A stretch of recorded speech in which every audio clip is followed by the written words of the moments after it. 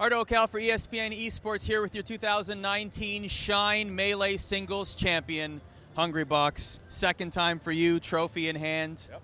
It seemed like the crowd was definitely behind you this time around. I know we talk a lot about, you being a heel sometimes in this community, especially the tournaments, but it felt like the crowd was really behind you in this one. Yeah, it's really interesting. I am seeing like more people now like are okay with me winning, I guess. I'm not sure what really changed about it, but it makes it a lot easier to compete, that's for sure. So I'm happy people still, are appreciating all kinds of gameplay, even though it might not be as fast or as, rigid as seeing Space Seas or like Marth. It still is a lot of hard work, so I appreciate people appreciating me. Let's take it back even to when you did some segments with us earlier this week here at ESPN Esports. You were talking about your #1 motivation going into this tournament was playing against Leffen. You did not do that. He was eliminated earlier on in the tournament, but even before that, he was saying, you know what, I kind of don't want to enter the Melee tournament at all. What was your reaction when you first read that? I mean, at this point, I don't know. It feels like time and time again I've seen Leffen announce he's going to an event, and then like day of, he's like, nah, I'm not going to enter, and then the brackets are all flipped upside down. So I'm kind of used to it at this point. I told everyone around me, not publicly, but I said like, he's still going to enter after I read that, because I think as soon as you play pools, and you got to play bracket, and then like you're already this far, and you're already that deep, so you might as well finish it off. I wouldn't say he was playing his best this weekend. He was playing similar to the way I was playing at SmashCon. Just like, it's there, but it's not all quite there. But I think I was playing pretty well too, so hopefully if I played him, I think I could have beaten him today, but unfortunately I got the chance. But I beat the people he lost to, so yeah, I mean, all things considered, you can't really choose the bracket that you get. You just got to, if you get lucky in the bracket, you still got to play, you still got to win. And I had some scares early in bracket too. I had Swedish Delight take me to game 5, I had Laud take me to a really close game 4. So it doesn't matter who you play against, the goal is to win, and you can't call yourself the best unless you can beat every other person in the room. So that's always the goal. What was your reaction when Leffen was eliminated from the tournament? I was pretty hyped. Cody is or IBDW, he's a really good friend of mine, and I've been really cheering for Moki ever since he got really, really good, because I know he had been through some hard stuff in real life, and he came back to Melee after like a sort of half retirement, and now he's like playing his best Melee, and that's the kind of stories that I really love to see. And given that he's from Canada, putting his country on his back, like I'm a fanboy of those kind of Fox players. Yeah. So talk about that match against Swedish Delight. That was the only one that went to 5 games for you in this tournament. So what made it so difficult, and how were you able to overcome? The weird thing is his Sheik beat me game 1, and I thought I had the Sheik matchup down pat, and then he switched to Fox next 4 games, which it really threw me for a loop, because last time I played as Fox, I kind of destroyed him, but he got way better now. I think that junior tag was like a reference to like Armada Junior or something like that. So I was noticing him do a lot of the stuff that he would do, so I had to be like, okay, wait, this Fox is actually good. And then he went back to Fox on FD, beat me there, and all of a sudden we're in a game fight situation. So I just doubled down on FOD, had to be really careful. I think if he would have stayed Sheik, he might have beaten me. But he says he has no confidence in Sheik apart from Battlefield. So I kind of respect that. And Battlefield's a really good stage for Sheik. And I just got to go back to the drawing board. You got to have every matchup reviewed, always. You faced S2J in the grand finals. You actually sent him to the losers bracket as well. You 6-0'd him at this tournament. Yeah. How confident were you going into the grand finals? Pretty confident. I think Falcon is another matchup that we just, after Wizzy had a huge winning record this year, my coach and I, we just like super broke down the matchup. Like, all right, what's his weaknesses? What can't he do? And I have a pretty big record on John at this point. He's one of the last few players I don't think I've lost to yet. So I played him a lot. I know his styles, and we got to respect him too, because he's super explosive, kind of like Nunn. So yeah, you always want to give him the benefit of the doubt, and you always want to make sure you're playing carefully. And when you have the opening, go as balls to the wall as you can. So after defeating S2J and becoming champion, whether you played Leffen or not this weekend, how does it feel to hold that trophy? It's a big sigh of relief. I'm happy to have won this. Definitely a lot of improvement in my play. When I rematched IBDW and I beat him 3-1, he 3-1 me last time we played. So I'm positive on him this year. I'm positive on Zane this year.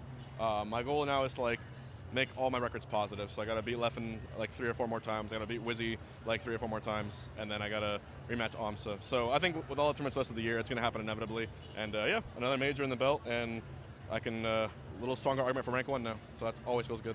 So your first post-championship interview wasn't actually with me, it was with Armada. Yeah. Which was kind of weird to see, right? You sat down with him, and normally you'd be sitting down with him as a competitor, but this time he's interviewing you. Was that a little surreal of a moment for you? It was awesome. Like, I think we all miss him. We all miss him competing. Like, he is the greatest Melee player of all time. I can safely say that. I don't think that's a title I'll ever have, to be honest. So for him to have retired was definitely a big hit, and definitely a big like, whoa, like he's gone now. But for him to come back and support the scene, at least as a commentator, it's still really, really cool to see him. And we've had a lot of bitter feuds, but all in game. The way we approach the game against each other, the war of attrition, we've definitely frustrated each other to no end. But outside of the game, past the fact, I think we both can see and appreciate the amount of work we both put into it. And I sort of took his place on the throne, and I guess it was kind of him acknowledging that, which is nice. And who knows, if he comes back one day, it would be an absolute honor to have that rematch. So yeah. It looked like you guys were very cordial with each other, hugging and being smiling at each other, etc. He seems to be very at peace after retiring. I asked him earlier today. He said, I just feel like the stress is lifted off my shoulders. Did you notice that as well with him? I'm noticing that with him, with Zero, with all the competitors who were like the greatest or the best at their game, and then they retired. Now they're just doing content or streaming. There's one thing that a lot of people don't realize, and that's like, right, you can watch us compete on here, but there's certain tolls that it takes just to be present in a venue and competing and being on that hot seat. I'm happy that crowds are becoming more respectful, more cordial, and less jeering, more like good shouting and positive stuff. But for some cases, for Armada, he had to travel from Europe to USA all the time. And I can't imagine. I went only to Europe a few times in my life for a tournament. And the last time I went, I got second place, I think, at DreamHack Winter 2016. And even getting second after flying out there was such like oh God, I came all the way out this way. Now imagine Armada every single stewing on the plane ride back, like just thinking about it? Yeah, of course. I mean, it's nice to visit another country and you do things outside of the tournament, but traveling is stressful for a lot of people. Like, I don't sleep on planes, for instance. So, yeah, I totally understand it. And Zero, being the best at a brand new game with an even huger scene with so many eyes on you, you get all sorts of people talking stuff, all sorts of people giving you problems. They're doing the right things for themselves, I think. And I'm just here as rank 1 for Melee. I'm just trying to do it for as long as I possibly can. I know one day someone's going to take it from me, but I want to hold on to it. 3 years, maybe 4 or 5. We'll see what happens. Couple more questions for you. You also competed in Smash Ultimate. Didn't necessarily go your way, but I feel like it's more fun for you than this, right? This is very important to you to keep that #1 ranking for you. But for Ultimate, where was your head at throughout the tournament, and how fun was it for you? For this, it's like sitting down at your computer and taking a test. Work at the office. It's good work, but you have to make sure you're focused. For me in Ultimate, I play Puff. My expectations are like, if I could reach below this floor, I would, because that's how low they are. I know I'm probably not making out of pools. I made it at round 1 pools, but I lost to 2 Palatinas, and these 2 Palatinas were actually people who upset really, really high-ranked players. It was Z and this other guy who was really, really good. Phantom, I think was his name. But yeah, they destroyed me. With Puff, I couldn't even move. But the question is, do I keep playing Puff, or were those 2 Palatina players just remarkably good? And now I can't decide. So I'll still play Puff on stream. I still enjoy the character. I just wish I had a character I can just go to and beat people and react when I want to and use my fundamentals a little more. I tried Wario. I don't know if it's working out. I got to go back to the drawing board, I think. Smash is on network television today. The Nintendo World Championships is airing on network television today, but nobody here is really talking about it.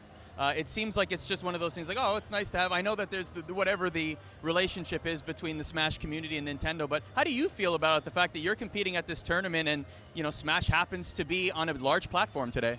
I'll just say what I've always been saying. I think Nintendo is missing a really big opportunity here. I think it's not their fault. I just think like maybe it's because of they're rooted in Japan, and maybe the esports culture there is different. But I wish they could just take me into the office, like hire me for a month, I'll work for free, just the network and meet with them and show them the ideas, what you could have with a system where you have microtransactions to buy skins, put money into prize pools for tournaments, and then broadcast that on TV.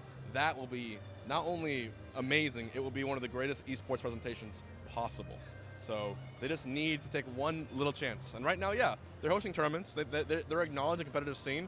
But the last tournament they hosted was what, a 3v3 with items on, and it's just that's what they're broadcasting. Very different to what we see here. Yeah, I think that's what they're broadcasting. And sure, it's gonna get some views, but there's something so special about a rigid rule set that limits the amount of randomness and awards the player purely based on their skill. I think Smash is a meritocracy, and I think we embrace that, and that's why it has lasted so long. So Nintendo needs to see us as a meritocracy. Nintendo needs to embrace the winners, embrace the people who put so much time and effort to create these beautiful play styles in their game, and have them be on the stage. Make that a reality for them. As if you're not busy enough competing in tournaments, creating content, now you want to work for Nintendo. I admire the ambition. I made a tweet after Reggie retired. I said, hey, down the line, when I'm 35 or something like that, if everything else is gone, I want to work for Nintendo.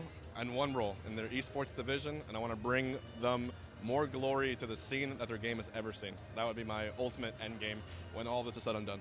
Well, for now, it's more glory for Hungrybox, your #1 ranked Melee player in the world, and another championship here at Shine. For more continued coverage, keep it locked at ESPN.com/esports. Thanks for your time, man.